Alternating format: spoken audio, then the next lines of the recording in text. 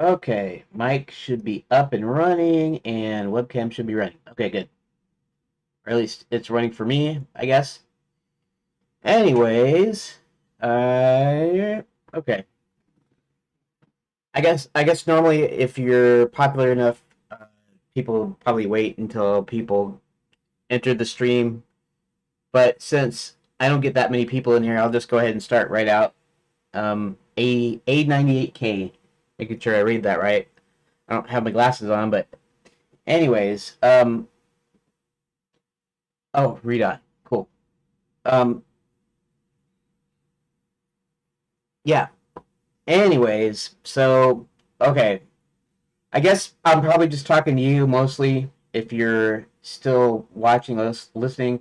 I don't know this weird YouTube live control panel.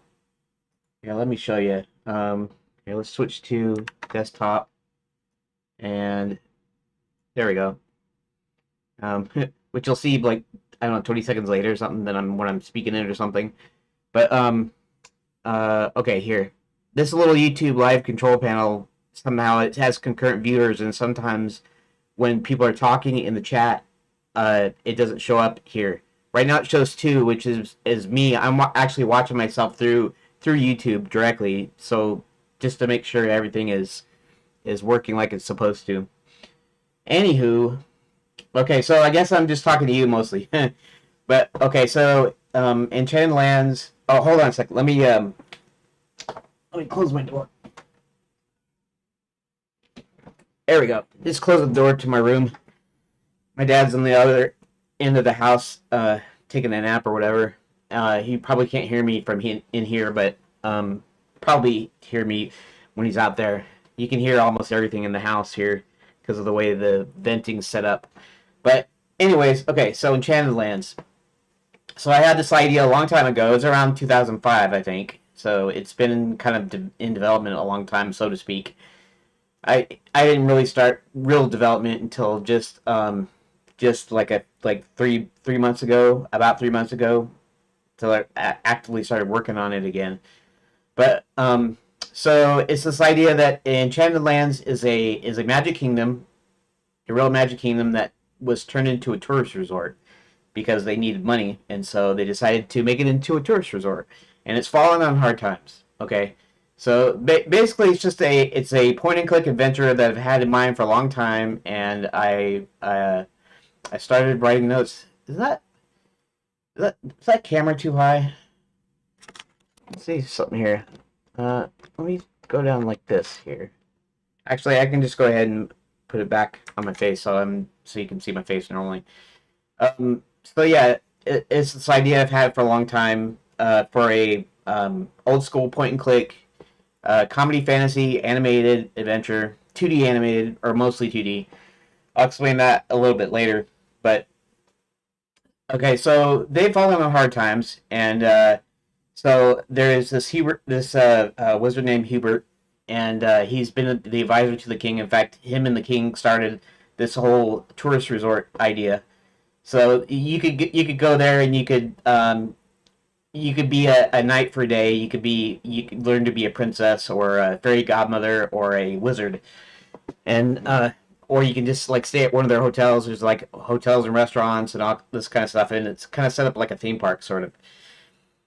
And they fall on hard times. So there's rumor that this guy that was previously banished is somehow back in the kingdom, and and the king starts acting strangely, and he closes down the resort. Basically, he closes down.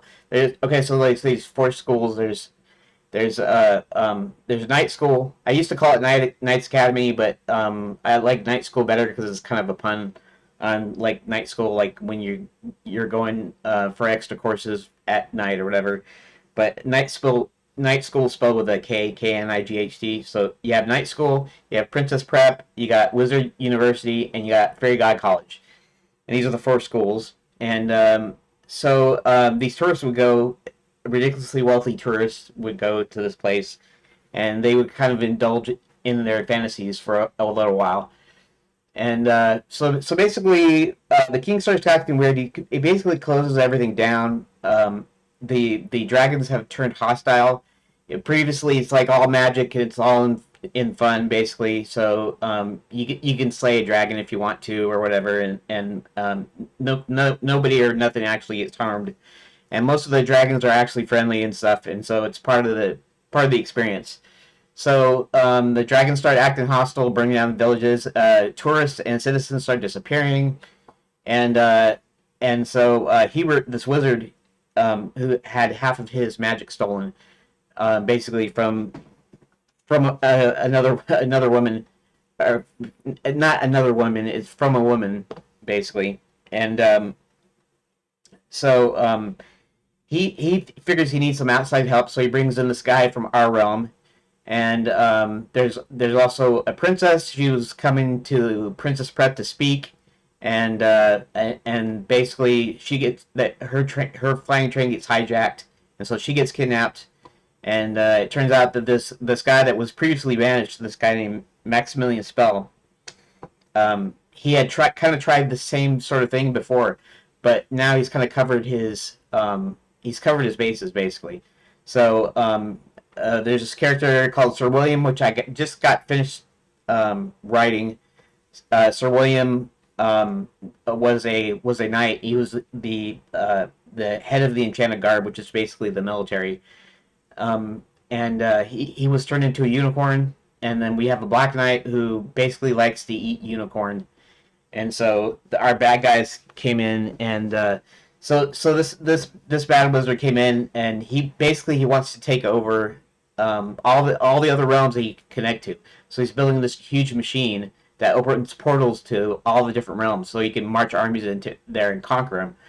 And like I said, in the past, he previously tried to do a similar thing, although it was on a smaller scale. It wasn't a machine opening all the portals, but it was kind of the same thing. He was going to march into different realms and try to take them over.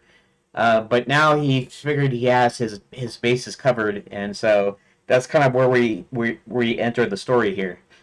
And so basically, it's just this big point and click that originally was just going to be straight up a 2D point and click adventure, like you'd find in the early '90s, Day of the Tentacle and the King's Quest games from Sierra, Monkey Island, and all those kinds of cool games. And later on, I'm kind of deciding that maybe in the end, it's going to have 3D model backgrounds. They're not going to be static backgrounds. They're going to be 3D models, but the characters are still going to be 2D animated, and the backgrounds are going to be textured to look like they're hand painted, like it's a painting. Except for you get free parallaxing, and it all works in 3D space and stuff. So this is what I've been working on, and sounds just like a game I'd want to play to chill on a Sunday evening. Yeah. I mean, it should be. I don't know. I don't know if it'll be going or not. I'm gonna try to make it the best way I can. Okay, but over the years, so I had this idea since like 2005, and I came up with the characters years ago, and I wrote them down. I gave them all I wrote a screenplay outline. Like, it's basically just plot points. It's like inciting incident, plot point 1, midpoint, plot point 2, climax, and resolution. And that's the way I wrote it. In fact, in my mind, I was thinking of when you play the game, these plot points are going to be like cutscenes, and then what happens in between to get from one plot point to another is the part you play. But the more I got into it, is the more I started adding more characters, and I have like a billion characters now. I got so we have like I said, there's Hubert Halfway, and Halfway is not his real last name, but that's the moniker he took when this witch named Violet Moonshadow, she turns out to be a villain. She actually took from him half of his magic, so it works like half. If you're wanting to turn something, you want to conjure up a breakfast with 2 eggs, 2 slices of bacon, and 2 pieces of toast. Yeah, it'll come up with 1 egg, 1 piece of bacon, 1 slice of toast. And then if you're conjuring up a glass of orange juice in our breakfast example, like half of it would only be half of it, but what half you got is a little bit of mystery. So you might have the top half, and then it would spill and get over everywhere. So he has to kind of work around this problem he has. So I got Hubert. I got this character named John Thomas who comes from our realm, and he's in the books, fantasy books. He works in a library.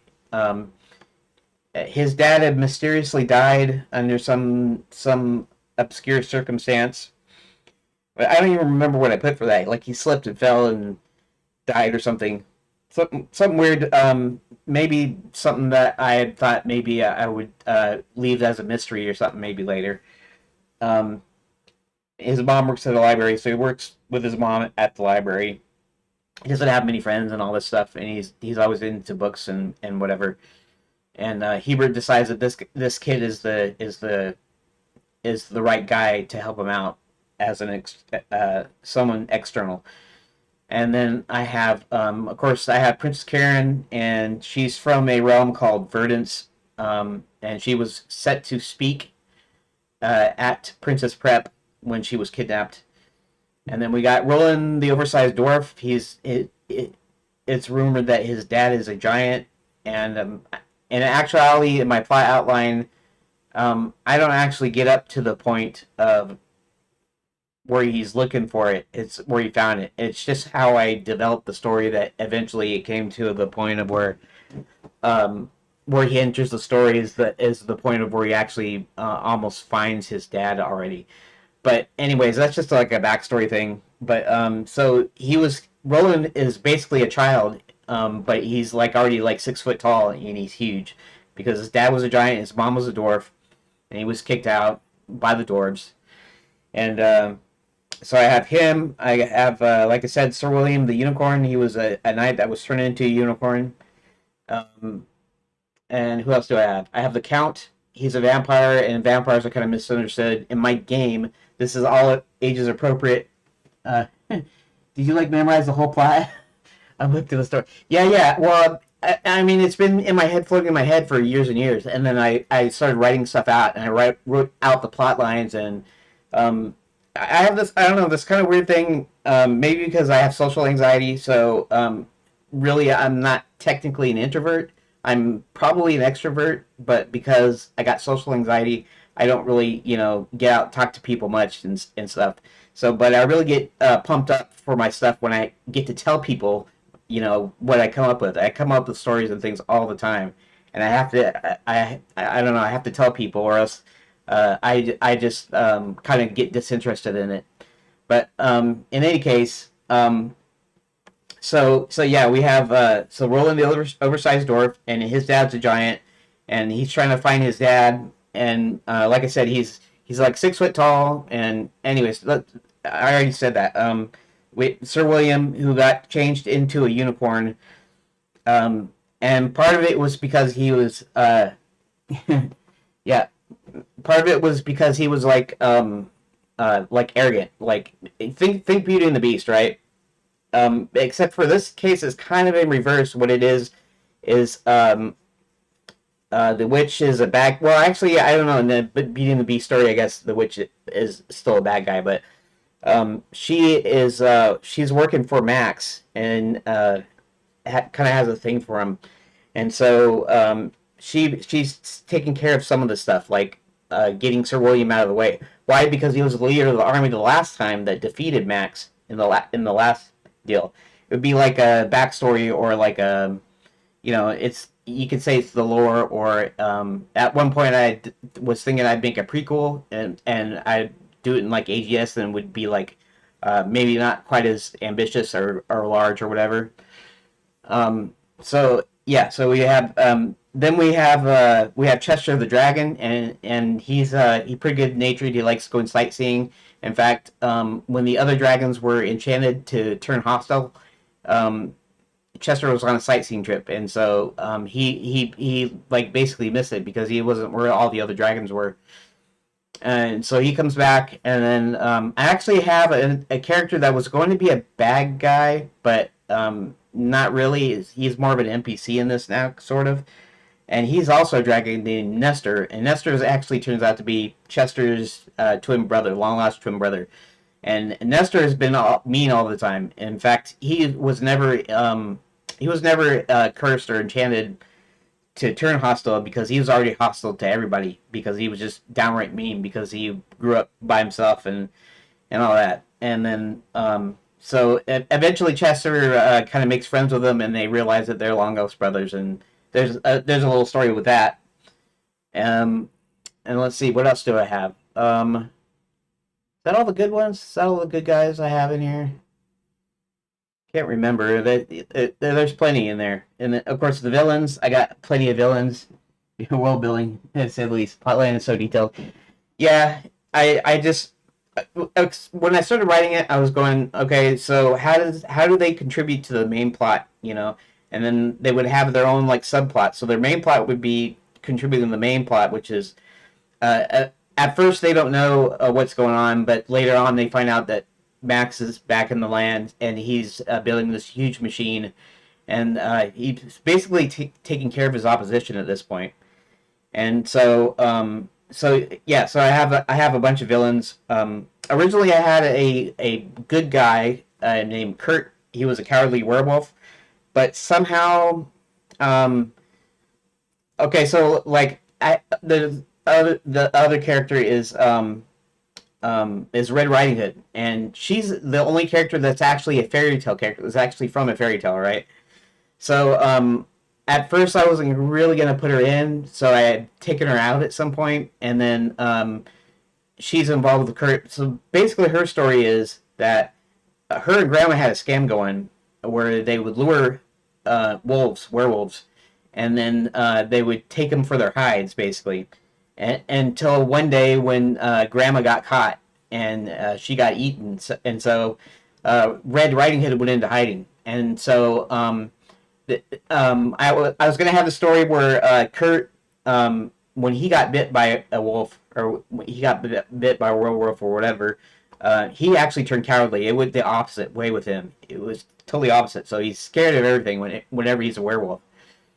And so when I removed Red for being a fairy tale character, being the only one in there, she didn't kind of fit exactly. I also removed Kurt because his story was kind of intertwined.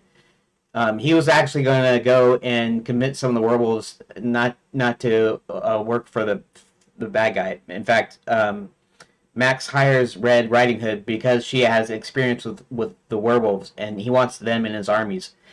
So so I had removed them, and then I realized that I almost had more good guy characters than I did bad guy characters, and so I was going. They should be at least the same amount, if not more. Like they should be more bad guys than there are good guys, because then it doesn't look like a struggle, right? It's not satisfying when the hero is overpowering and can just do everything easily, right? They got to work for it. I mean, that's part of what makes the story kind of satisfying.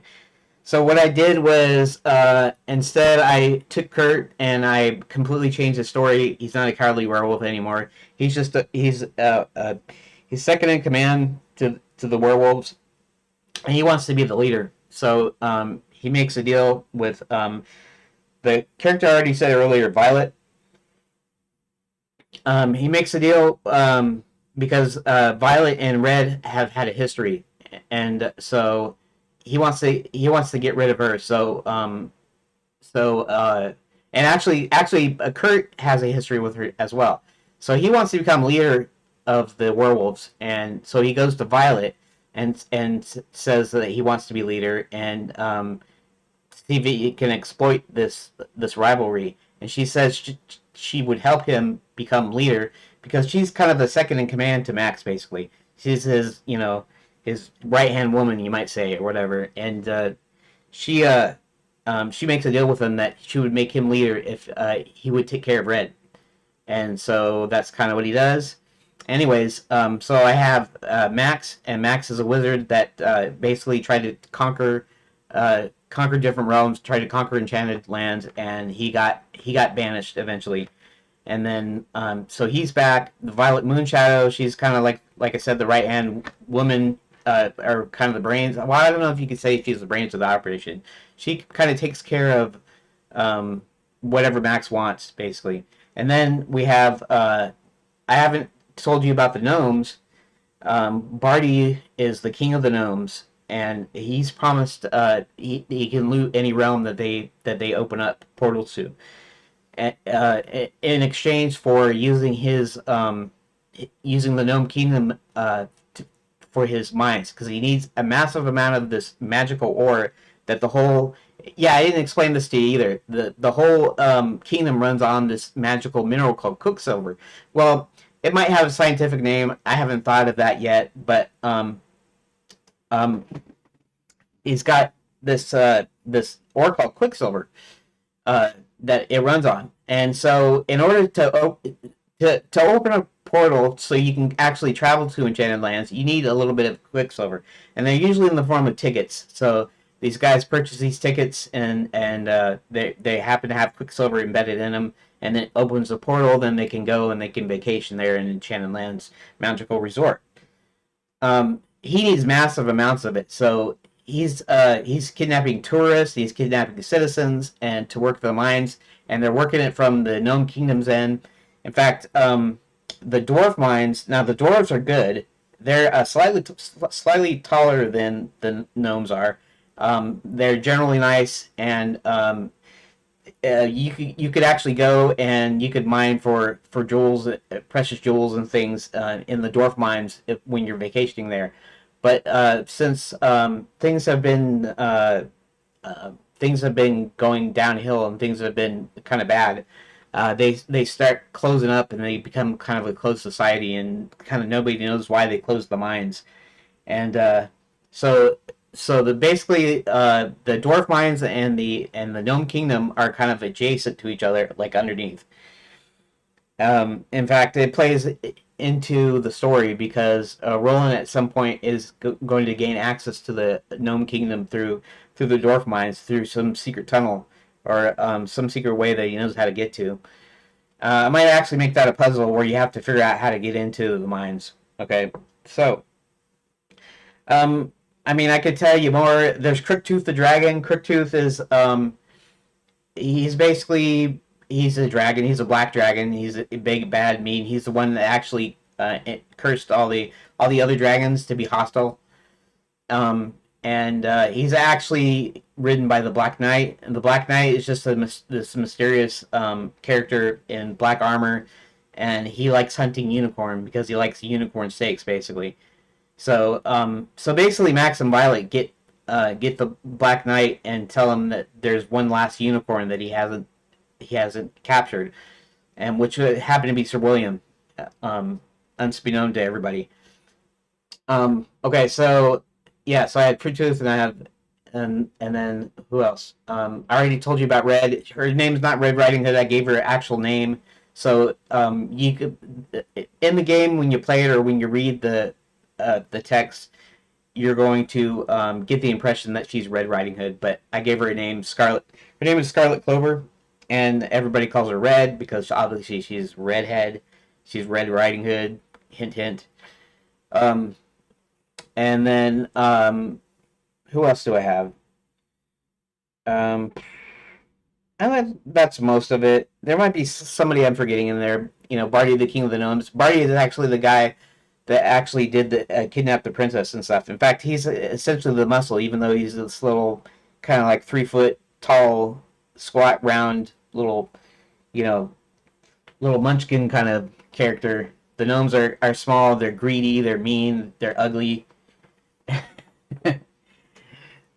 Anyways, there's probably something I forgot in there, but okay. So this has been kind of languishing for years, and I've attempted to make it, and I've attempted to restart and to make it, and I just for some reason I haven't been able to do it. Maybe it's too big and too ambitious or whatever. I finished a few games before. I haven't really made an adventure game.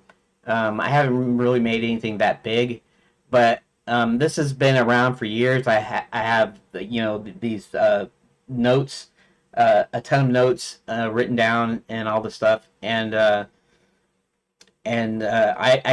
figured I need to make this game. It's regardless of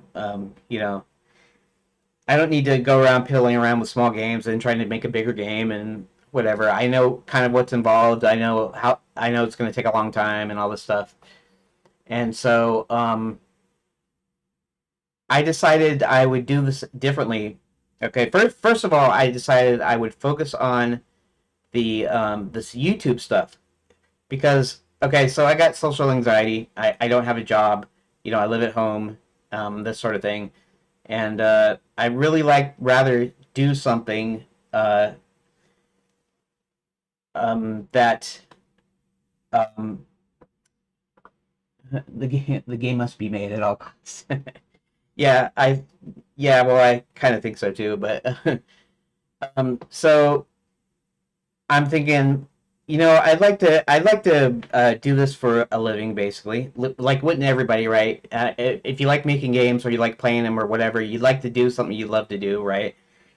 Um, but there's all this competition. There's tons of free games. There's tons of old games. There's tons of games that aren't free, but you can get for free, kind of, sort of, which I'm not going to really go into because, Um, and so instead of having kind of the pressure to uh, to make to do this thing to make it sellable, where I have to go and do testing, and I have to look at look at other successful games and do this research. Not that I shouldn't do research. I don't mean that. I just mean instead of having the pressure of trying to do this so that it will sell and make me a living, I focus on the game itself first of all, to get it done.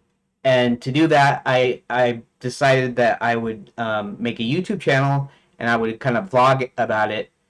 And that means I don't even have to have a deadline if I don't want to. I mean, I can set up a deadline. And I kind of set up a sort of a semi deadline for myself, which is a year, but originally 5 years. Because really, this kind of game can be so big that it could take years and years. But I figured without all the pressure of marketing and stuff, what I do is I'd work on this, I'd stream it or I'd vlog about it, and then I was seeing lots of YouTubers just making money off of YouTube, and not necessarily off of YouTube ads, but like Patreon and stuff, right? So I figured, if I made something and it was good and people liked watching it and hear me tell the story and seeing it come together, maybe I could garner enough support that I could have a Patreon or something that pay for my internet or whatever. And so that's kind of what I'm focusing on here. And so the YouTube portion is actually extremely important, but so is getting the game done, which is also why I haven't actually uploaded any like devlogs or anything. I've just been streaming, and I've been editing uh, the streams, but it's taken so long that I don't have all the streams that I've done yet. So I'm not actually caught up on that. Having exams right now, I'm gonna make you a good video edit after my exams are done. Maybe of the stream talking about your game and stuff. Yeah, yeah, that'd be cool. That'd be cool.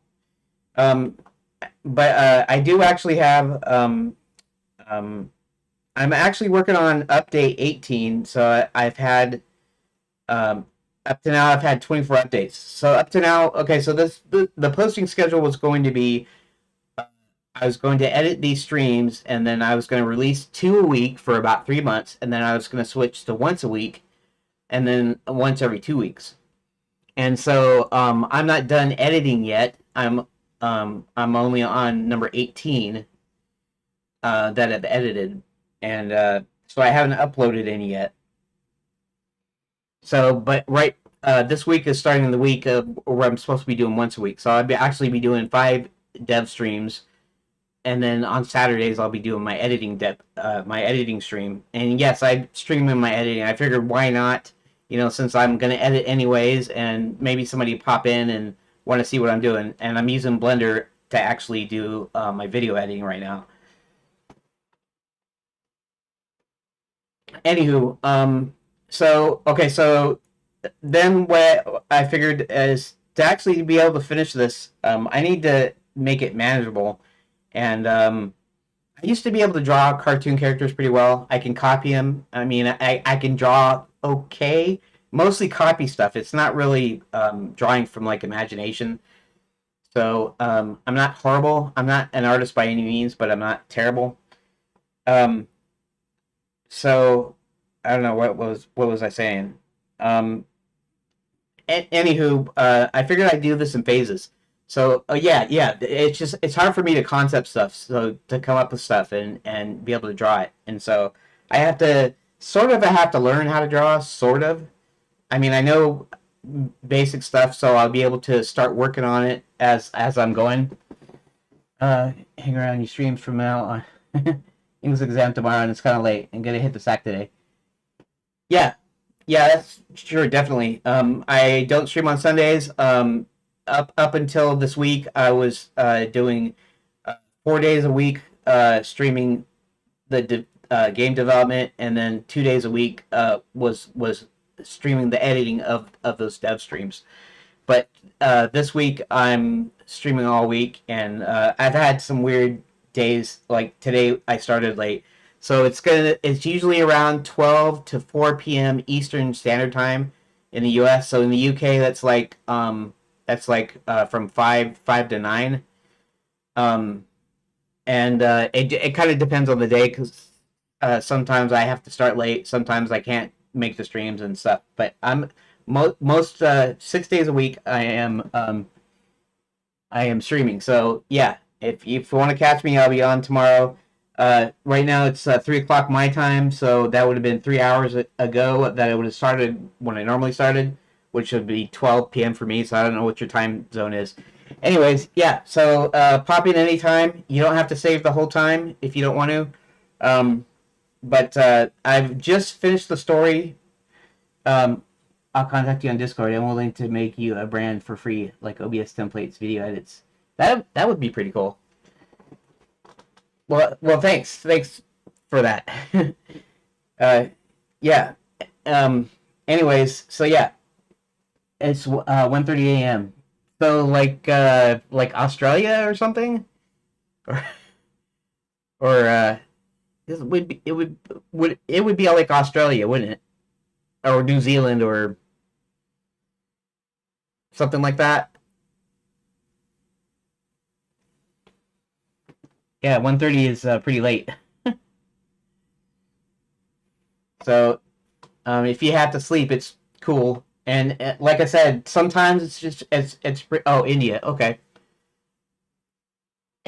That's okay. It's still halfway around the world for me, I guess. So anyways, it's cool. Like if you pop in for a second and say hey, it's cool. If you stay for the whole stream, that's good. I usually take a break, sometimes longer than I should. 30-minute breaks usually. In between like sessions on the same stream. But yeah, so I guess if it's one something and it's three something here, then 1 a.m. That's like I don't know 12 less than 12 hours, like 9 hours or something. So yeah. Anywho, I'll be on mostly about the same time as I am now. So normally I'd be another hour, and like I said, 3 hours ago, basically when I start. So 3 hours from 1:30 is like 10. It's like 10:30, I guess. Anyways, so yeah, cool. So I'll see you. Good night or whatever, I guess, if you're going to bed, and I'll talk to you later. Yep. See you. Okay. Anyways, okay, so I'm going to continue on here, guys. Uh, since he's probably the only one in here, I don't know who else is listening. Uh, and maybe I'll go ahead and repeat this again, but just to continue on with what I was saying, I'm doing this in phases where I start with the simplest form of adventure game, which is choose your own adventure. So this is going to be choose your own adventure form. It's going to be the same story, but I add phases, so I add stuff.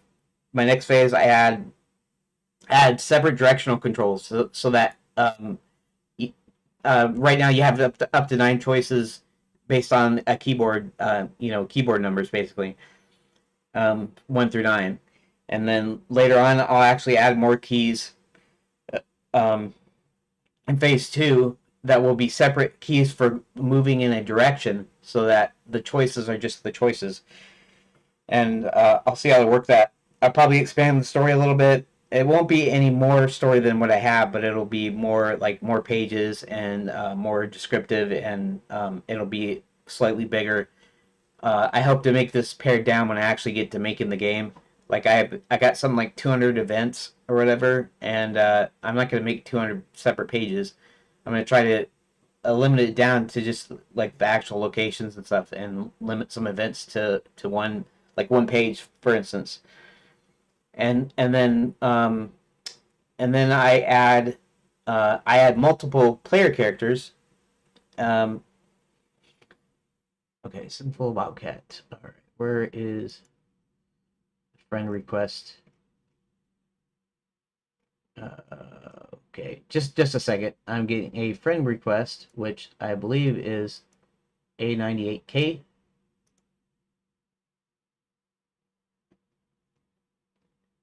Yeah, there. Yeah, this is accept. I'll just accept because I believe that's him. Yeah. Friends here. Hey, wave. Okay, wave. Um, I'm assuming, yeah, Redot. Okay, that's gotta be you, right? Okay. I don't know if you're even watching the stream. You probably shut it off, which is cool. Um, for anybody else that's watching or listening. Um, so yeah, I'm doing this in phases. The third phase is going to be multiple player characters, so you'll be able to switch off in between characters. I hope. It might end up turning out to be just based on the narrative, like a book. Like you'll switch off. Uh, like you'll switch off the characters depending on what character is in the scene, particular room, particular point in the story. But I was hoping to be able to switch off into characters, so you get stuck on one thing, you get to follow the other character's deal. Of course, they'll be introduced at different times, so it doesn't necessarily mean you'll be playing all of them right away at the same time. But multiple player characters, and then the fourth is when I start adding audio-visual stuff. So I'll find some public domain music, maybe classical music or something, to put in the background to scenes and rooms, and then I'll probably add a few like thumbnail images to go along with some of the descriptions, which will later be the basis for backgrounds. And then I forget. Eventually, I'm going to write it into a um,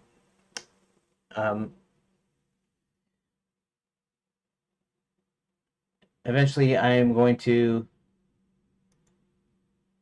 write it, convert it into actually having a text parser. So you'll be able to do text, right? There's a phase that adds inventory, and then I have a text parser, and the text parser will still basically do the basic stuff that you're doing already. In other words, you'll have number choices, and instead of actually hitting a number key, you'll hit a number key and enter, because now you're actually entering the text. And then eventually, another phase is actually expanding that out to actually being like a full-fledged, like it'll have the ability to accept verb noun, verb subject combinations, you know pick up lamp, get lamp, whatever, um, afterwards, and I'll expand that. And eventually I'll start adding animated hotspots. You'll be able to click places, and it'll still have a text parser. It'll have a text parser up to a point, and then eventually we'll have a full like point and click UI, and it'll be completely point and click. And then eventually in the future, assuming I get this far, I'll be actually doing it in 3D space. In fact, the way it's set up in Redot, I have a kind of a 3D scene in the background. It's just a couple of cubes, but I figured I should start laying the groundwork. I should put something in the background because the text eventually it's not going to be text anymore, but it's going to be text overlaid onto this stuff, onto this background stuff. And I'm considering whether or not to do the 3D background thing. Well, like I'll have to make the backgrounds first, and then I'll figure out how to do it. Maybe the images in the 2D portion will actually be 3D sprites, so it'll be a 3D I don't know 3D world, I guess, where you're looking at it like 2D. So I mean you won't really be able to tell if I don't have any 3D objects in the background. Um, So okay, so yeah, so it gets into phases and phases, and then later on, I figured, you know what? I'm gonna put these 2D sprites in 3D kind of a 3D workspace, so I can have parallaxing and for free basically. And then the backgrounds, I was gonna hand texture to look like they're hand painted backgrounds. So when you look at a still image, you'll see what looks like a cartoon, and then uh, but when you start moving the character around, like walking them or something, the camera will start moving and the backgrounds will start moving in perspective, and it'll look really cool, I think. But that's just like way, way, way into the future. So anyway, so that's the story. I might repeat that tomorrow because he had to go and he was basically the only one that's watching it. How come? How come it says zero concurrent viewers when I am watching myself? And usually that pops up. That's really weird. Maybe it never shows my own face because it knows it's me watching it. But it says when watching now. You see, it's weird. It's like okay, here let's do this. It's like this. Okay, so um, you're gonna be seeing the whole stream later, but this stream is later is um back in time basically than this in the corner down here in the corner right here. Anyways, what was I getting at? Oh yeah, see, it says what watching, and that's me because I'm on YouTube right here and I'm logged in as me. But if I now, okay, so now when I come back, wait, not the Discord in there. Um, this. If you notice, it says one concurrent view. Just a while ago, it was saying zero. Does that mean that it doesn't count me? That this is actually someone that's actually watching that's not me? I mean, that's possible. In fact, I've seen things where people act like they're watching when it doesn't show up in here as them watching. So I don't know how that works. It doesn't really matter that much. I mean, whatever is whatever, and it's cool, whatever. So, anyways, uh, so yeah, I spent an hour talking about that, which to me, I guess, is not a waste, but at the same time, I really should get to what we're trying to do. So yesterday, I actually see I needed something for Sir William to do because Sir William, everything kind of happens to him in the game, sort of. He needs to be proactive in his own story, basically, or else he should be relegated to a non-player character or taken out entirely. He's not going to be taken out, and I really don't want him to be a non-player character because to me, he's really important here. So, um, we meet him in the forest. Our heroes meet him in the forest of forgetfulness, basically Lapswood, what I call Lapswood, and so yeah, actually, hold on a second. Let me do something here real quick.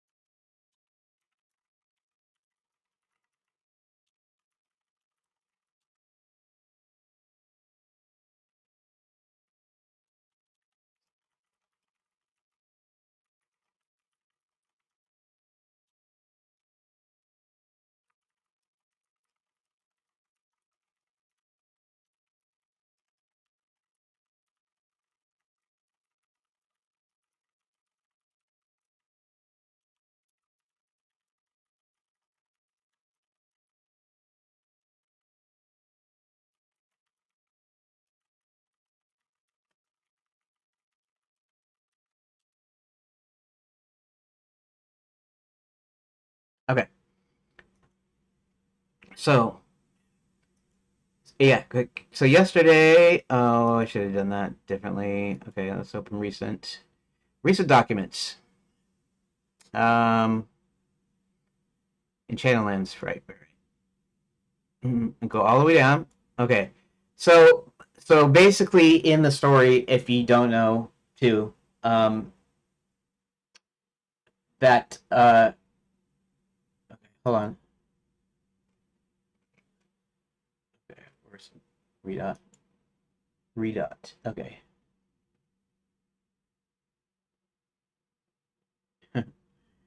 um. Okay. So basically, the where I got to the plot outline is Sir William's a unicorn. Is a knight, a man trapped in a unicorn's body. He was cursed, and he needs to find a way to get rid of the curse so he can turn back into a man and hopefully take his place back at the heading the Enchanted Guard or Enchanted Landing Guard, whatever. I just call them the Enchanted Guard. Basically, the military, security, police, whatever you want to call them. They're knights. The knights, the guardians, I guess, the guardians of Enchanted Lands, basically. And so the point you meet him in the game, he is in Lapswood, or the Forest of Forgetfulness, where he's lost his memory. Um, and so basically, his story from that point is he's lost. When our heroes encounter him, they get lost too, actually. And then he meets up with them. They communicate with him. Um, Hubert, at the start, when you first go in there, you don't lose your memory right away. It just starts going away. Um, so he actually cast a spell on him to to turn him back into human, but because of the nature of his halfway magic, Hubert. I was gonna originally just call him halfway, as like sort of a nickname. I wonder if I should still do that instead of just calling him Hubert. I've been calling him Hubert this whole time. Originally, his name was Harold, and I was gonna make a joke about Harry Potter and how there's another Harold, and that his last name we would just call him Halfway because his last name rhymes with like Rotter or Potter. I mean, Harry Potter is Potter, but I mean rhymes with Rotter, and so like I didn't want to avoid copyright issues. We just call him Halfway, Harold Halfway. But I also realized his first name's Harold, and Harold wasn't really on purpose. I wasn't trying to copy Harry Potter, but I will admit that since I watched a few of the movies, I've never read the books, but I watched a few of the movies at that time, so probably Harold was in my name when I heard Harry. I probably instinctively chose the name Harold.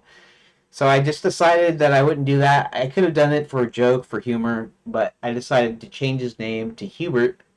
Hubert kind of sounds funnier. Right now it'd be Hubert Halfway, um, because he has only half of his magic. Anyway, so he casts a spell on Sir William, and then Sir William starts to be able to talk human speech, but he can't tell them who he was either because he doesn't remember it. His memory's gone now. So he's stuck in the forest. They're stuck in the forest, and eventually they start wandering around, and John notices that Hubert has the famed wizard hat, the pointy wizard hat. He's got this bag, which we can assume is a magic bag, which really is just a bag of hats. But that's how he does his magic spells. He does hat magic, and basically put on different combinations of hats. Where I said this before, I got the idea for the hat magic thing from like Loom. Where in Loom you can cast spells by entering the notes. Like you find something, you'd have to write down the notes, and then you could replay the notes later to conjure up the same spell. And then in one case, there was you had to do it backwards. The puzzle was you had to do it backwards, and so you had to memorize it backwards. When you learned a new spell, you had to play it backwards. But I was thinking, why not something like that? He'll put a bunch of funny hats, and it doesn't matter. We'll have all kinds of hats, baseball caps and wizards hats and cowboy hats and you know funny looking ladies hats and all kind of stuff like that. And he put a combination of like 3 to 5 hats on his head to cast a spell. So he has this bag and he has this bag of hats, and so they said, "You look like a wizard. Why don't you try to do something? Why don't you try to cast a spell?" So, and this goes out to the luck thing. Basically, pulling out 3 random hats, trying to see if it works, and then it will transport you out. Um, and I think I'm not sure if I'm gonna do the thing. I might do the thing where you have to memorize the hat position, the hat configuration to be able to do the spell properly for it to work. I'm not sure how I'm gonna handle that yet, but I'm thinking that might be the way I do it. But in this case, it's gonna be random. He's gonna put a number of hats, gonna try wiggling his fingers, and eventually one's gonna work, and it's gonna transport them all out of the woods and onto the road in some random direction. And it turns out the direction is towards his old friend the Count's hotel. It or motel. I'm still thinking about whether to not to use motel or hotel. Motel is usually because of cars, and it's in the car age. It's a hotel. Basically, it's a hotel uh, with parking spaces in front of the room doors. So that's why they call it a motel. Like a motor hotel. They used to have a thing a long time ago. They probably still have them, but where there were like cabins, little cabins. I don't mean necessarily just in the woods, but like a roadside deal where they'd have cabins and where they'd have parking spaces right in front of them. And so this is sort of where the motel came from. And so I was gonna call it the Bats in the Belfry Motel, but it's more like a hotel. It's more like a haunted house, anyways, because he's trying to set this up as like this scary thing that you can go and you can still get a good night's sleep, but it's supposed to be scary, and of course it's not really that scary, but it's where they all go to, and Hubert happens to be friends with the Count. He actually gets him to help. That's the one thing that I didn't tell uh, A98K is about the Count. I think I mentioned him as being a vampire though. Anyways, so when he casts a spell, they're instantly transported out, and then they have this huge headache, meaning that they're in Lapswood and it was zapping their memories, and it's almost like a hangover. You come out and you have this gigantic headaches. But they happen to be on the road and they kind of remember who they are. Hebert is what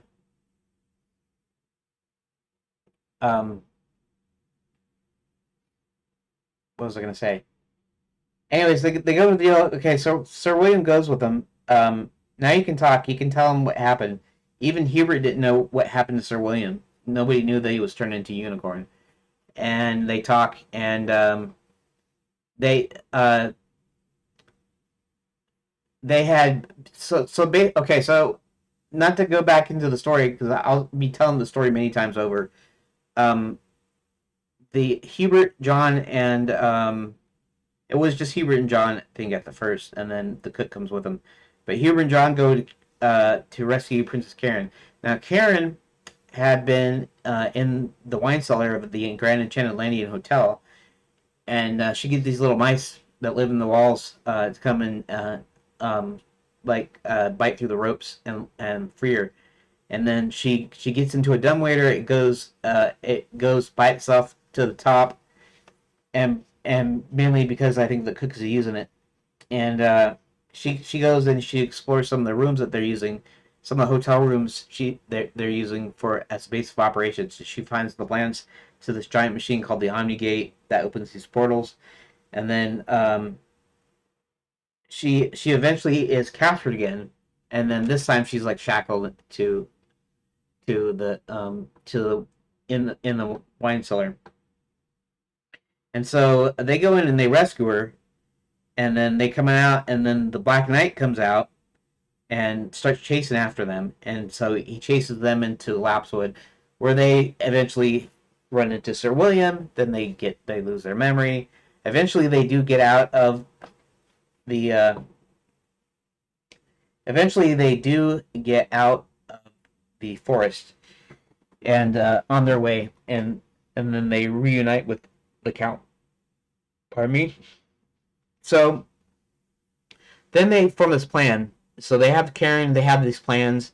They Roland, the oversized dwarf, he manages to get some information saying that all the people that were kidnapped are um, uh, everyone that's kidnapped are actually working in the mines. It's actually in the Gnome Kingdom, in a section of the Gnome Kingdom. So they're slaves for the mines, and so John and Roland have to go in there and see what they can find out, what they can do.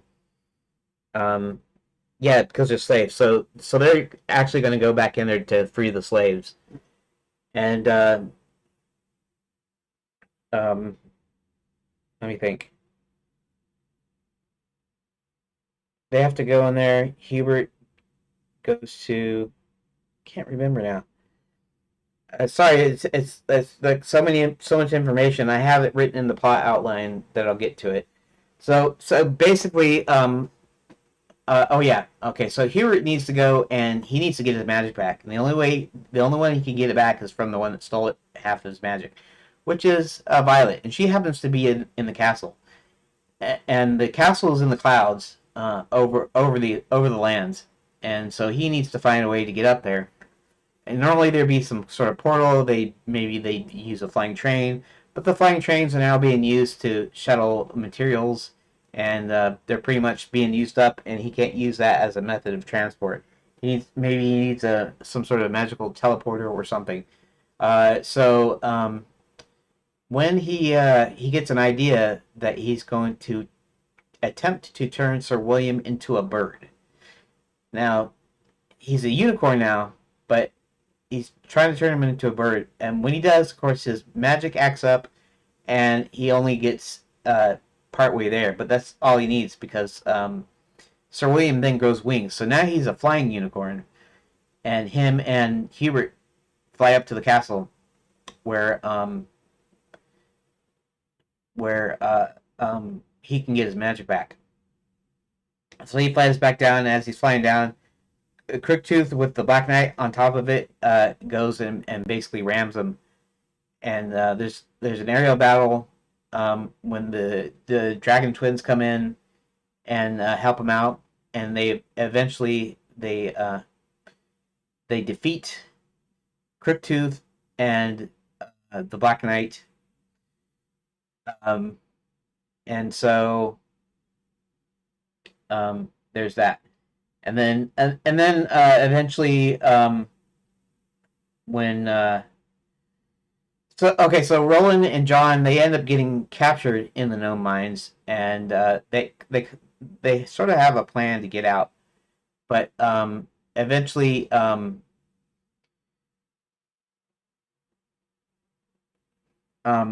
Hubert manages to commandeer a flying train, and he flies down there and he crashes into the mine and lets everybody out. And so now they got to get amassed, and he turns Sir William back into human. Sir William and John go back to night school to try to convince the rest of the knights there that they need to help the heroes and not the villains, which most of them do, because everybody knows who Sir William is or who he was and how great a leader he was and stuff, and so they kind of like him and they respect him. So yeah, so this kind of stuff, this certain things kind of happen to Sir William. He doesn't get kind of like a lot of agency. He does a little bit, but not a lot. And so I figured he needed, like, maybe this was just kind of the second half of his story. Maybe he needed the first part of his story and for something for him to do. And that's when I came up with this. And finally came up with this yesterday. It took me like 3 different days, 3 or 4 days to. I was chatting with ChatGPT. I was coming up with ideas. I was trying to figure stuff out, and I finally came up with a story. And it looks like I'm almost going to be done with the stream before I even actually get to put this into the plot outline. But we'll get there. I'll get there in a second. Okay, so basically, Sir William, he's got a little bit of amnesia. Um, he he he has memories. He's got some kind of link to his past. Not a big link, but he's got a link to his past. Um, where is okay? Pardon me. Um, oh, Discord server.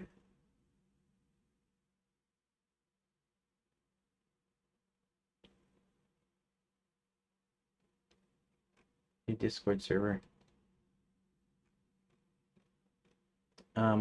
Anyways, what am I doing? What am I saying?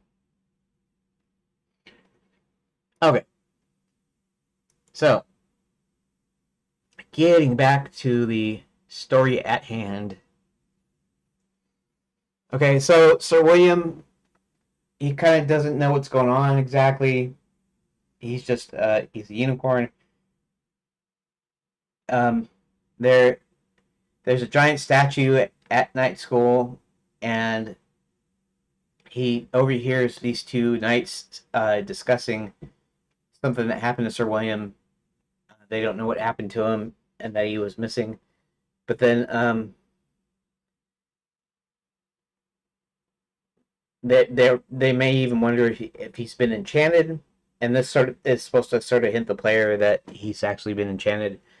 They wonder what happened, and said that the wizards over at Wizard U probably wouldn't even help him because of his ego and how great of a knight he used to be. And then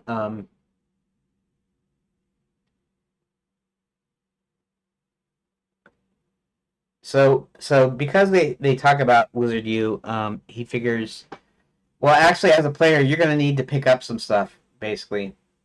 Um, he walks up to the pool and he sees his reflection. It flickers for a second between his human self and his unicorn self, his actual self. And so he looks up the statue and he looks in the pool and he goes, I think that used to be me," kind of thing. Like, he doesn't know for sure. He's unsure what happened. Um, and since they talked about Wizard U, I'm not sure if I'm gonna actually have a thing that tells him to do it, like deliberately, like Sir William thinks to himself. They were talking about Wizard U. Maybe they're right though. Maybe there is somebody at Wizard U that can help, so that kind of hints the player to go over to Wizard University. So he decides to go over to university because maybe they have maybe someone there that can help him. Um, Studying up. Okay. Sorry, sometimes I trail off when I'm speaking here because somebody's talking in the chat somewhere, and then I read it, and then I type what I'm reading, and I guess I just kind of do it with habit. So okay, so he goes and so he looks up at the statue and he notices it looks like his human self, or at least I hope the player will be able to put the two together. At least maybe it'll say that in the text version. Um, so he'll decide to go over to Wizard U, which seems to be close. He's got to open the door. Then he goes through the Hall of Fame. I guess the Hall of Fame will probably be like at the front of Wizard U as people come in, so they can see, each of the wizards. But one of the paintings has Hubert's face on it that's been defaced. It has a mustache and a beard drawn on it, but Hubert already has a mustache and a beard, so it's kind of like a meta joke, or a joke within a joke, where you kind of looking at it, and maybe a lot of people won't pick it up, maybe a few people will pick it up, but his picture's been defaced, and then eventually, as you wander through the school, you'll hit the library, and you'll be able to look through different sections. And one section is called the curses, and he starts pulling a few books off of this horn, and then he opens one to transmogrification, which basically says um, that it's basically that they get changed into something. And I might hint by saying you can be changed into anything, like a frog, a dragon, or even a unicorn. That sort of thing. So the player can pick up on, it'll be like hint hint, like you should be able to figure it out fairly easily. Okay, so he looks at the book. He actually he feels that maybe he should go find the way I wrote this is dumb, but it's not actually dumb. After closing the book, he notices the back cover and the image is the same painting as the Hall of Fame, even down to the defacement. And it states that he happens to live in a house near the edge of Lapswood. And I'll probably make Lapswood an easy place to find. Maybe I'll have signposts up, or maybe it'll just be in the next screen after you leave Wizard U or something. But so he starts walking towards Lapswood. Maybe he was thinking he might go around it. Uh, when the Black Knight just comes right out of the blue and starts chasing him, and so he takes off. Um, and he eventually ends up going into Lapswood. Pardon me. I actually need some water, but I'm so close to being done here. Like, I don't want to necessarily get up. um, but so he's chased into Lapswood, and that's where our heroes meet up with him. So I figured he needed something to do. Basically, it's not just busy work. I don't mean you needed something to do because you're not busy, not contributing. But I mean, he needs something to do, as in he's a major character that you're gonna play. So he's got to have something that will have some puzzles and some things that you have to play. Have to play. So that's why I came up with this. Now the only question is, uh, I need to, um, I need to condense it down into a few events, and then I need to actually put it in here somewhere. So let's see if I can go and find a proper place. Let's see where Sir William is first. Sir William. Okay, so he's right here, and that is towards the middle of Act 2. Proceeds, cast a spell. Oh, this bookmark, this is where I was streamlining these lines. So I'll go ahead and leave that quote-unquote bookmark in there. Okay, back in Lapswood, he realized this may be Sir William, then cast a spell to change him back. Okay. Alright, so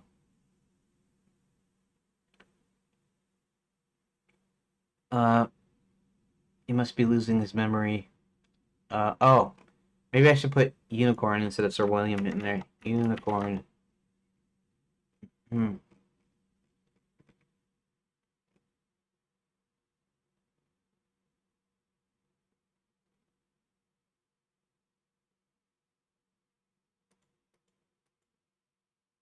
Okay. So this is where they're discussing. So they're actually let's see, where are we at here? My audio is still going, right? Yeah. Okay, good. Because sometimes it just stops for whatever reason. I have no clue why it just stops, but it does. Um, okay, so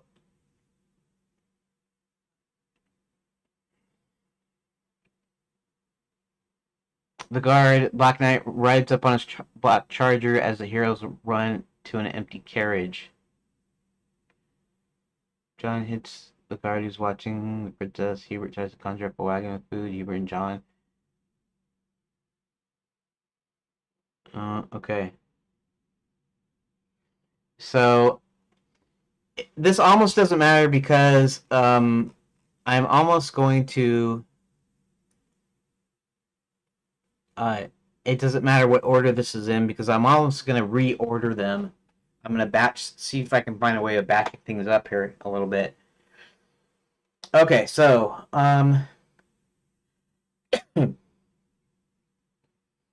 actually was separating these so that they'd have some spaces in between, so I could like shift from from character to character. But then I'm gonna actually end up rebatching them so that I'm gonna try to make sure that I have fewer pages to make, fewer actual scenes. Um,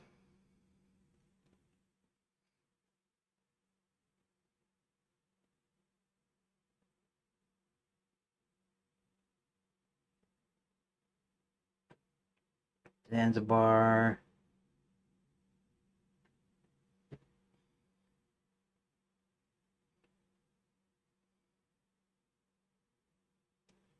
Let's see. Uh,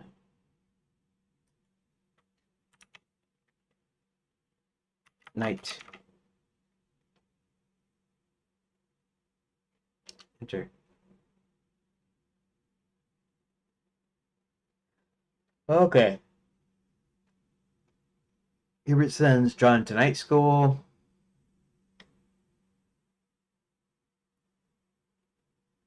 I wonder if I should go ahead and let Sir William be in here somewhere like this early. Uh,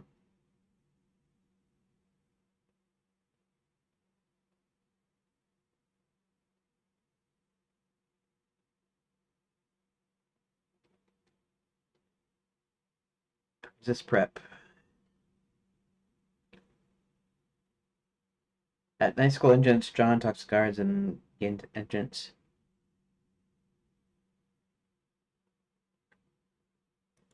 Okay.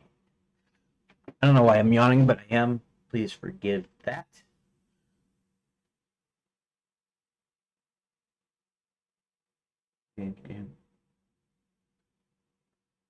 Yeah. Yeah, I was just commenting on the fact that at first it will be purely text. I have these phases that will transform it from text to text parser with some static images to full point and click UI. Okay. So, I have to figure out where to put this.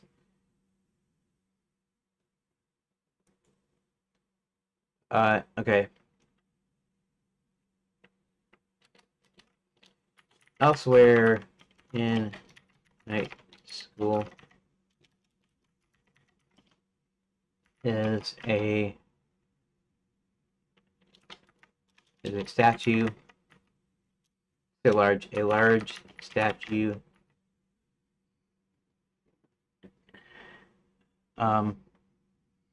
in front of a mirror pool with two knights caddying in front. That's not really a... Okay.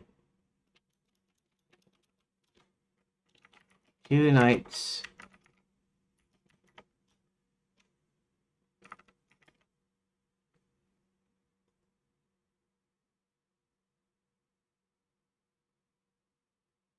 What? Okay. Oh, what am I thinking? Yeah, 2 knights. Are in front of a statue of a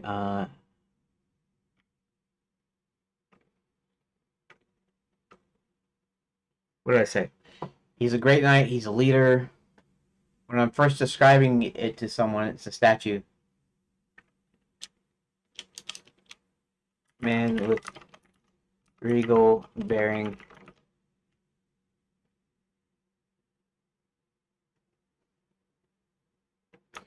Are discussing. 2 knights are in front of a statue of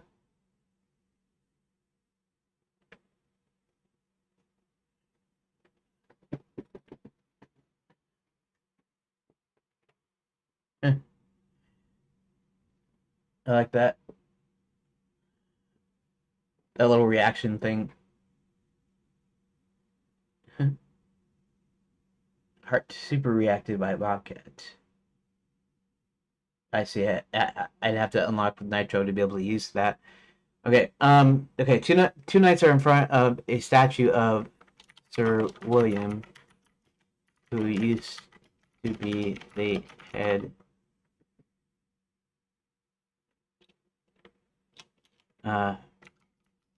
The original leader of the Enchanted Guard. That's not really an event, though. See, I was trying to keep these to events, basically.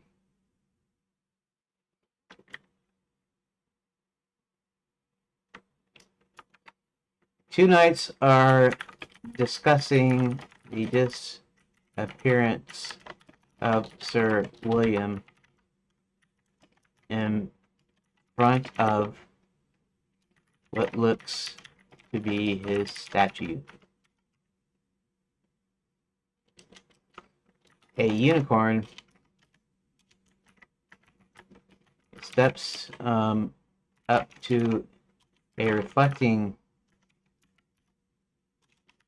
pool behind the knights and in front of the statue, and notices a man's face. Okay. For a moment,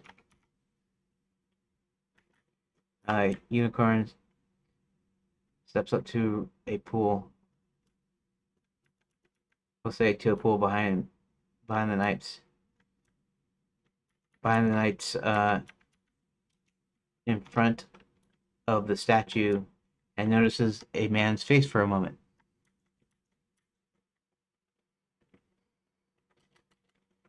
The two knights say they don't think even the wizards at Wizard you could help, and then they leave. Okay. And what's next? What's next? The unicorn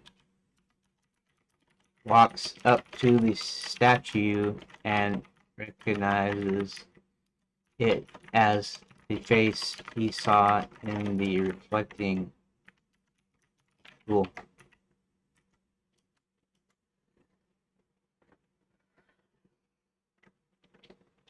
Figuring the unicorn figures let's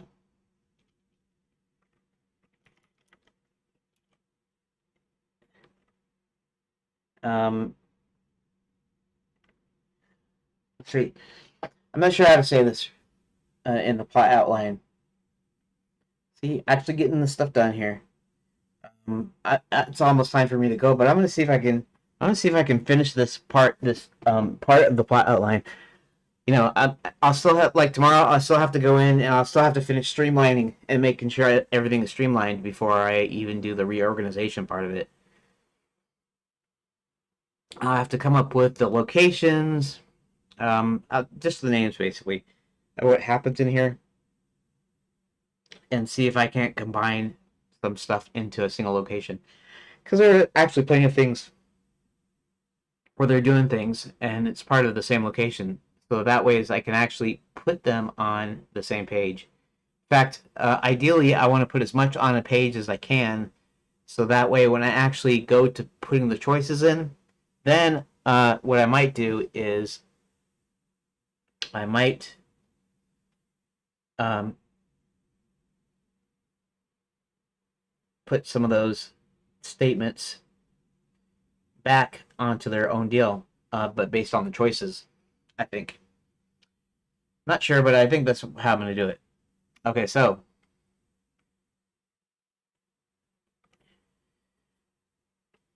now I can't. This is an event, so I can't really show him thinking. I can say he thinks, which would be mostly like he sits there thinking or whatever, you know. As the event is that he's sitting there, so I can do that kind of thing. But let's see, why is this?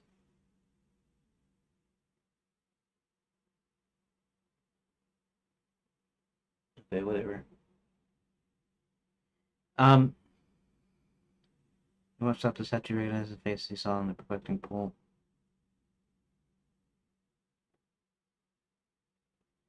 Um,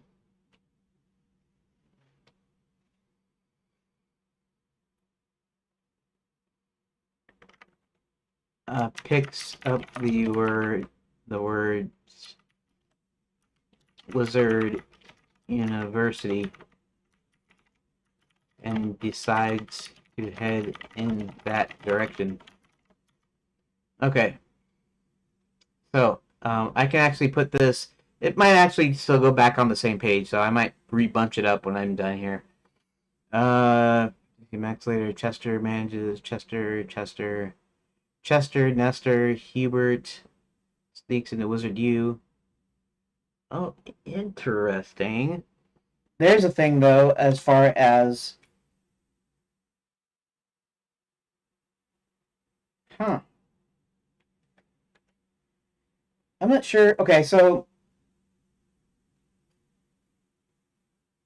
the thing that I'm seeing here is, I don't know if you can read it on there, but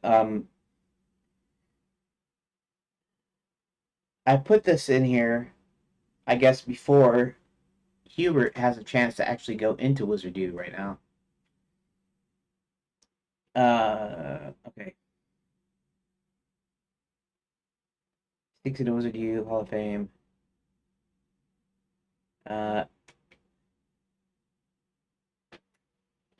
let's see something here.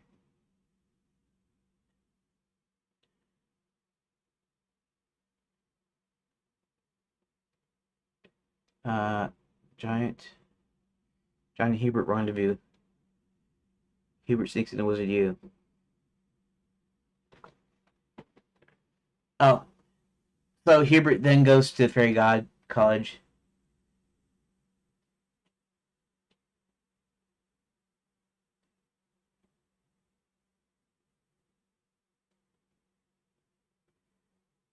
Let's see something here.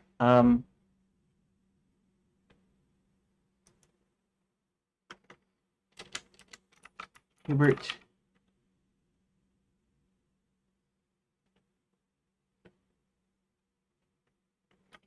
leaves Wizard U and heads towards Fairy God College as the unicorn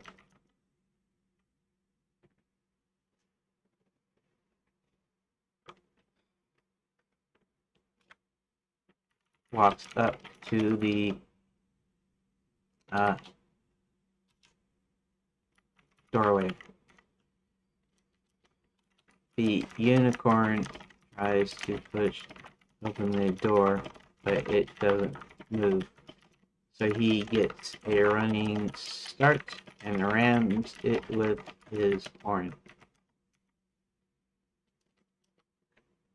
Okay. The unicorn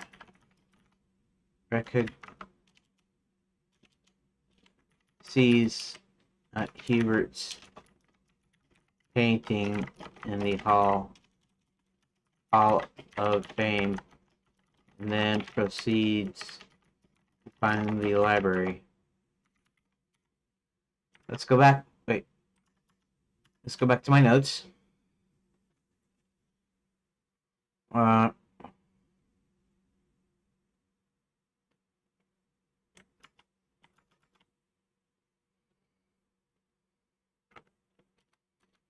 After exploring the library,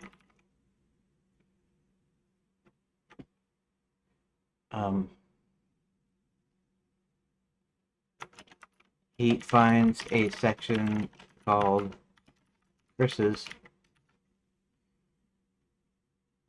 and pulls off a few books with his horn.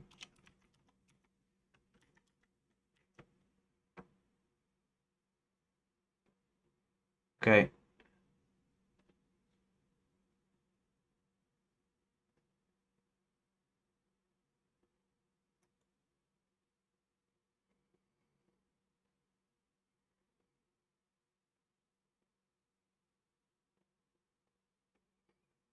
Okay.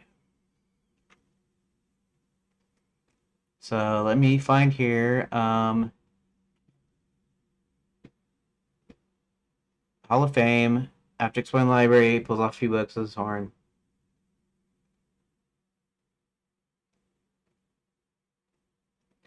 Where? There we go.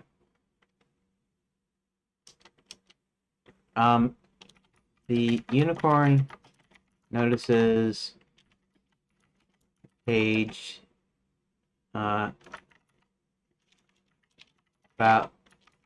transmogrification and finds out you can be turned into anything, even a unicorn. Okay.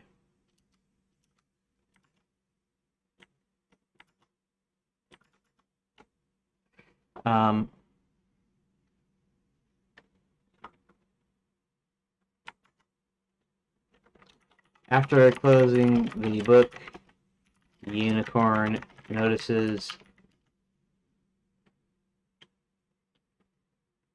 the picture appears to be the same wizard who had his painting defaced. Okay.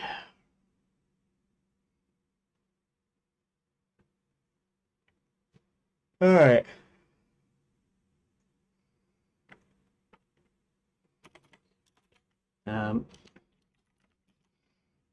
The dust jacket reads, Hubert's halfway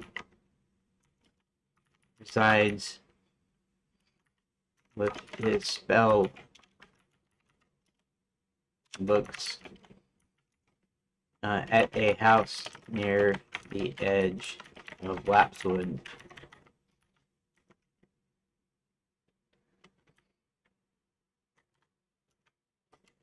I'm going to keep that in there as not a fluffy kind of, thoughtful thing. He's going to actually read it. After reading that, the unicorn heads out, only to be chased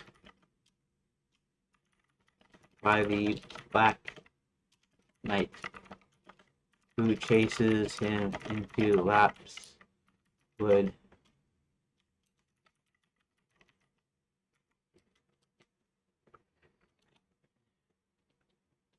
After a few hours, the unicorn forgets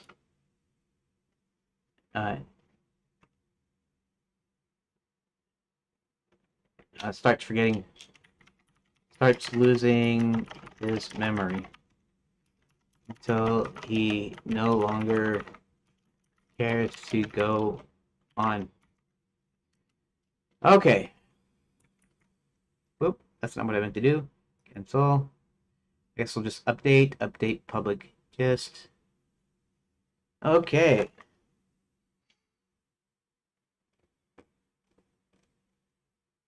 That's 129 at 2.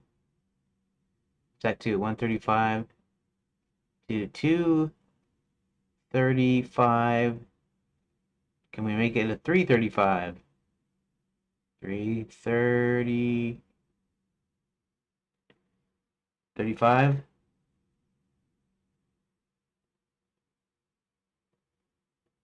Oh. No. What am I talking about? Oh, that's the bookmark. Okay. Oh, that's Act 2. What am I talking about? What am I thinking of? Act 1 goes to... Okay, right. Act 2 goes to 135. We're going to subtract 3, so it's 132. Oh, no. 135. 135 to 335.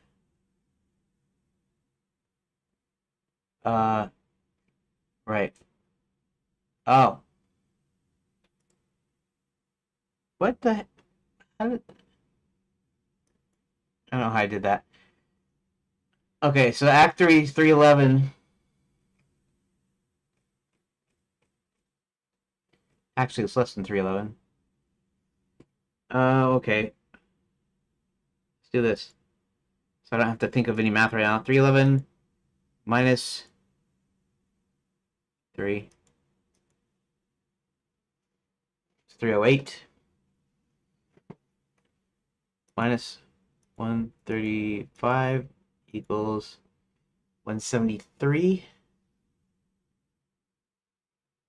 173.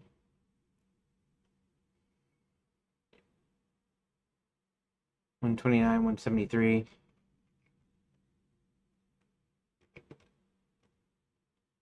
317 to 417 to 427. That's 110. 129, 173, 110. I guess that'll be alright. I mean, how's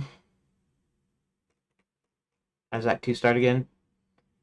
Zanzibar puts his money, see, Violet agrees to help Kurt. Kurt, Ollie second goes to meet with Violet. Rid of the curse, Max pulls Scarlet Red Clover out of hiding.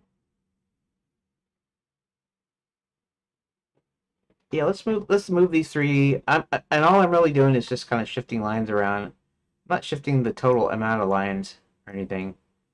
I'm just shifting the... Oh, I have to edit it first, though. Edit.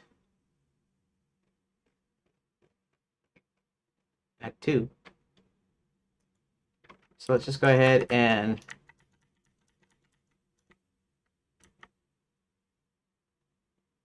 Shift delete. Shift insert.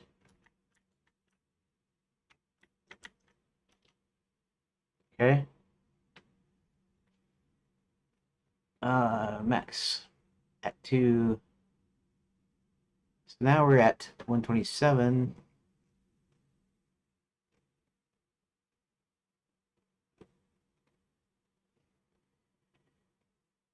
To 311.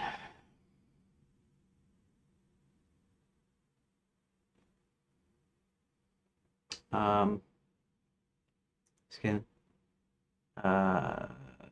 311. Okay. Okay, 308 minus what?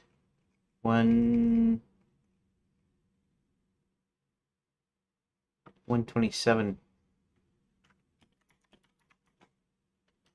equals 181. Doesn't do a whole lot, but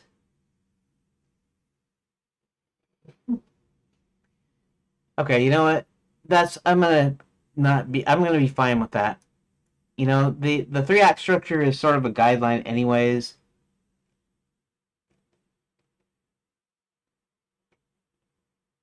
Because okay, so what would ideally would this be?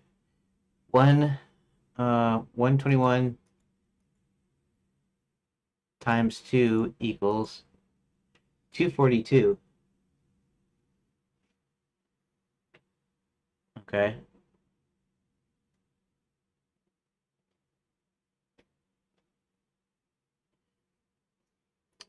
All right.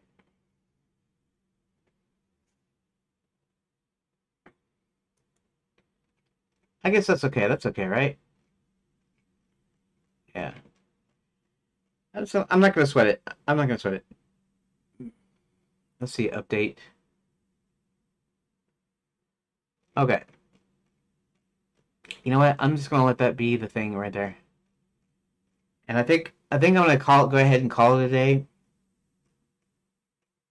Let's see. Where's the bookmark? Tells Hubert to hop on and fly to the castle. Chester presents Nestor with a pint champ. They both talk about the past, which is fine. After finding out their long-lost twin brothers, Chester and Nestor go on search for Quick-Tooth. Black Knight looks in the direction of the dwarf mines and sees a flying unicorn and a wizard top flying upward. That's fine. Roland and John use the secret door to gain entrance into the Gnome Kingdom. Max has his techs activate the machine for the first time. First at half power, he has them open a few gates and then a few more. 1,000 gates are open simultaneously, then shut off. Hubert tracks down Violet and confronts her while Sir William decides to go back to the Count's hotel. Roland and John locate the office in the mines. Roland and John then spot the dwarves tied and gagged on the floor. Sneaking in, Roland easily snaps the bonds holding them. Roland and John are then surprised and captured by the gnomes.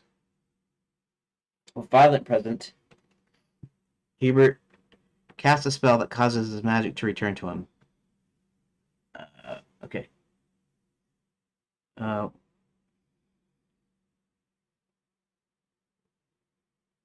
Okay. The guards, alerted to Hubert's presence, chase him to the train station. While Sir William is flying, a huge black dragon swoops out of the sky and then hits him full on. The Black Knight sits atop Quick-Tooth, his black dragon as he prepares for another collision. That's not really an event. He's just sitting there.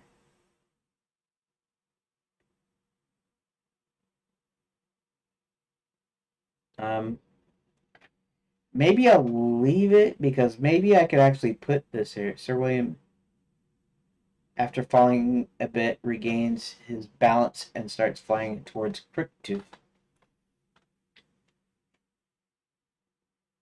Okay.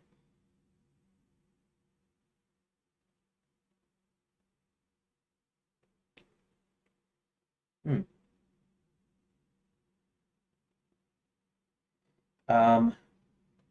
Let's see. What following? Uh, Sir William gets a few hits, but doesn't do much damage to Quick-Tooth as he knocks him out of the sky again. While falling, Quick-Tooth prepares for another run, and then out of nowhere comes two other dragons. Chester and Nestor brothers who help Sir William fight the Black Knight and his dragon. Okay, you know what? Okay, let's go to edit. Okay. Because it doesn't look like I need much more editing on this.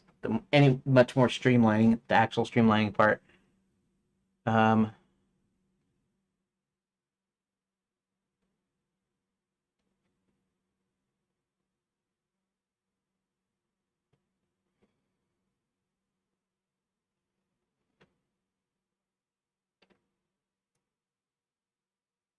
let's see. We'll do it. We'll do it this way. Quick-Tooth starts heading toward Sir William. again when two other dragons swoop from behind him and turn around. Well, okay. And behind him.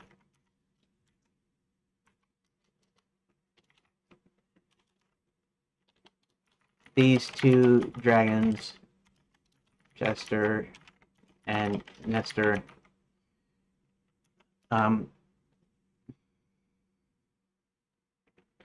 fly toward Sir William and turn around to confront Crooktooth.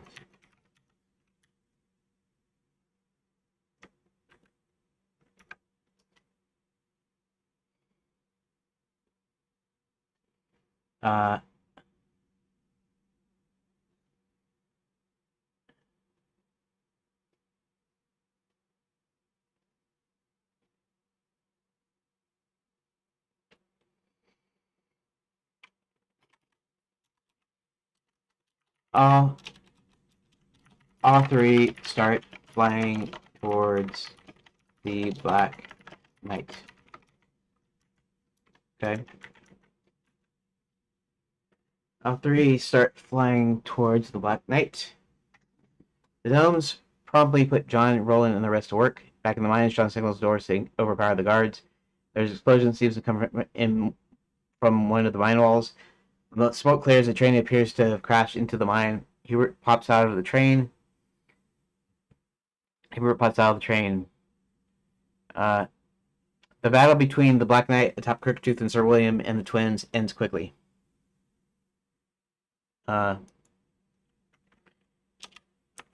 With the twins, with the Sir William winning.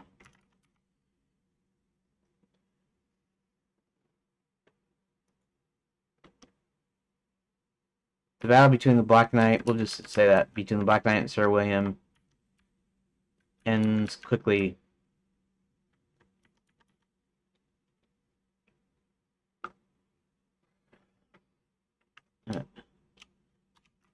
Ultimately defeating the Black Knight.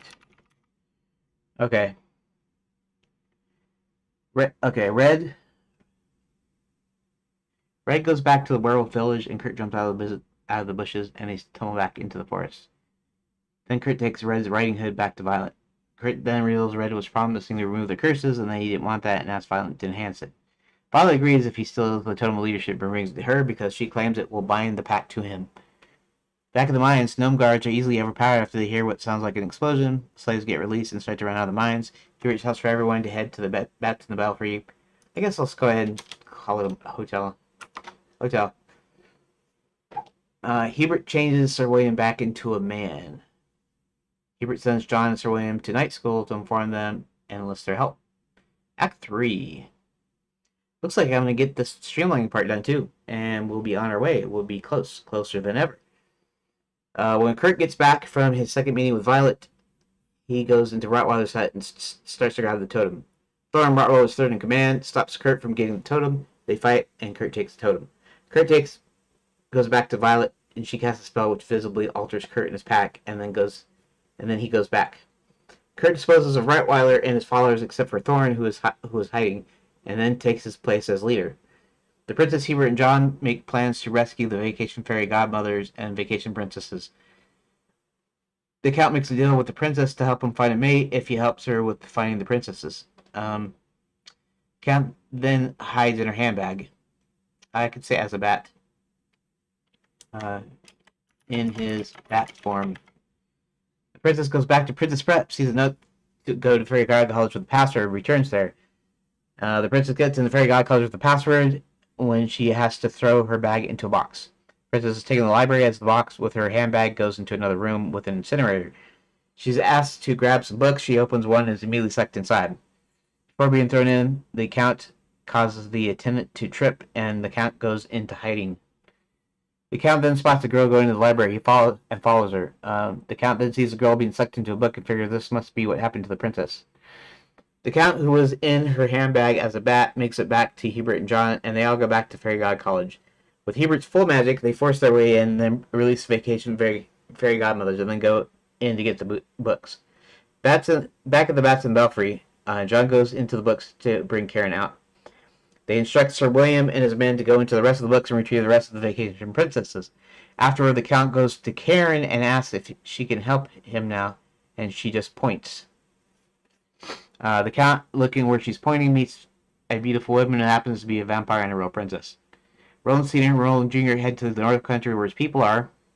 Max finds out that John and Roland and most of the slaves were rescued by Hubert. Max gets suspicious of Red's long absence, so he gets a servant to go and find out what happened. The servant returns later with Red's hood and tells Max it was in the possession of Violet. A lot of knights or knights in training listen to what Sir William has to say. All the knights or knights in training agree to help with our heroes. After going to the werewolf village with Violet and confronting her and Kurt about Red, he kills Kurt with a fireball. It was going to be a spur of the moment thing.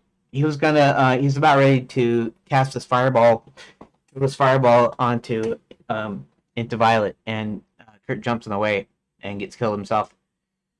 Violet runs in the forest, and Max says he'll make anyone leader who disposes of her. Thorn comes back before giving him the totem. He says he'll only give it back if they agree to join his army. The werewolves under Thorn agree to join the army, and Max gives him the totem before returning to the castle. The heroes meet at the Bats and Belfry Hotel. While everyone gathers around, even spilling into the streets, Hubert speaks to the crowd.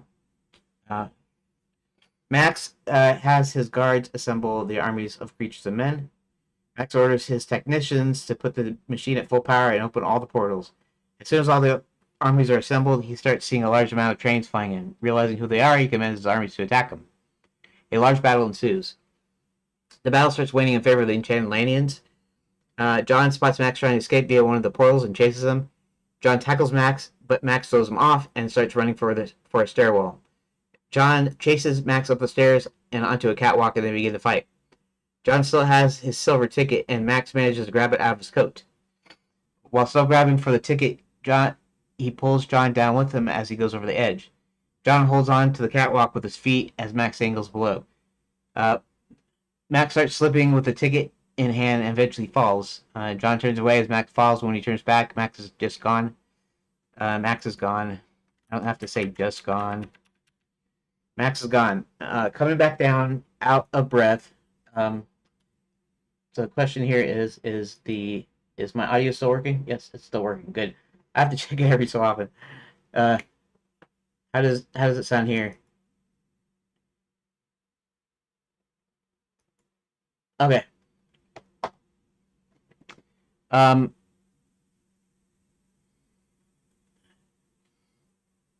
Okay, Max starts slipping with the ticket in hand, eventually falls. John turns away. Okay, and Max is gone. Coming back down, out of breath and full of bruises and scratches, he notices the battle's almost over. That's not really an event exactly. Just him coming back down is, I guess, though. As the battle comes to a close, the princess and Hubert manage to make their way over to John. Eventually, all that's left is the cleanup. I can actually remove that because that's implicit. That's not an important thing.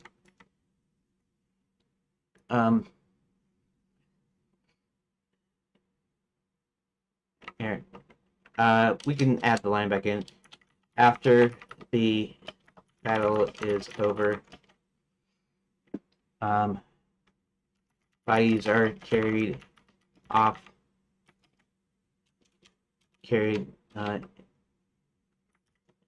Bodies are thrown into piles and burned.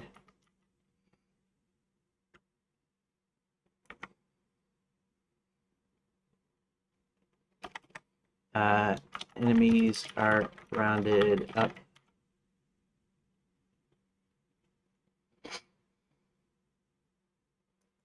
Okay, let's do one more thing here.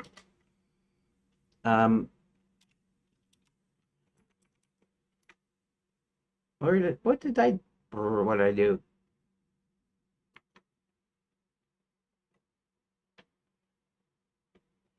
The battle's over. Okay. He notices the battle's all over.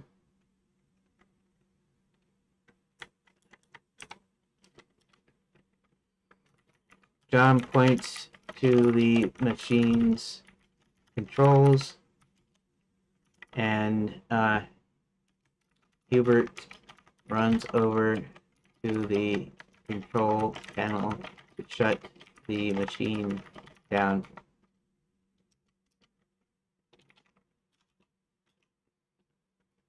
5 enemies are rounded up. Sometime later, in the throne room, Hubert talks privately to John and Princess Karen. Hubert states that John is probably going to become king. Hubert mentions the king is still missing. He also mentions that Max is still alive somewhere. John mentions he wants to have a date with Princess Karen. Hubert finally sets it up and gives it some magical touches. He then leaves them in peace to eat dinner and to talk. The end. Oh, what did I do? Oh, I still got the stupid bookmark lines in there. Let's take the bookmark lines out. Wait. Where is the edit thing? Edit. And let's find right there. Right there. Now let's update. Okay. Act 1 goes to 121. Act 2 goes from 127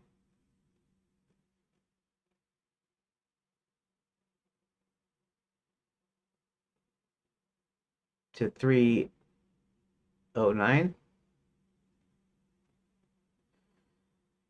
And Act 3 goes from 315 to 427. 315 to 425. 315 to 415 is 100. 110, 112. Let's see some here. 112. That's 120 though. Okay, that's all right. It looks like we're good. Looks like yeah. So I even I don't. I mean, I suppose there might be some better way that I could streamline it even more, but I think this is good. I think this is gonna do it here. In fact, I want to copy. Maybe I have to select and copy though, because I want to copy this to my notes.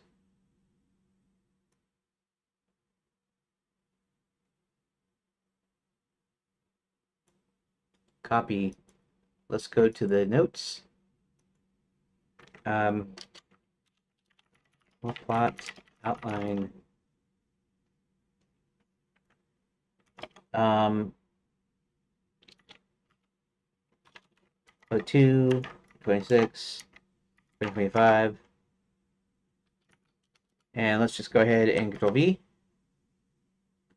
Now Control Z. Paste special, unformatted text. Okay.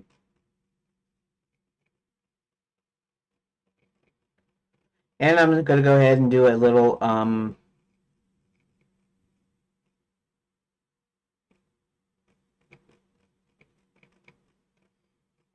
wonder if I guess I can go ahead and leave it there like this. Not going to matter that much. Okay. So, let's do that. And I want to say thank you guys for listening and or watching. For those that probably nobody's still here, but for those that watch later, thanks for that. I guess I'll see you tomorrow. Tomorrow we'll do the thing where I'll actually rebatch. I'll just basically reorder it and batch up some of the lines to each other, and then I'll see from there if I can. I'll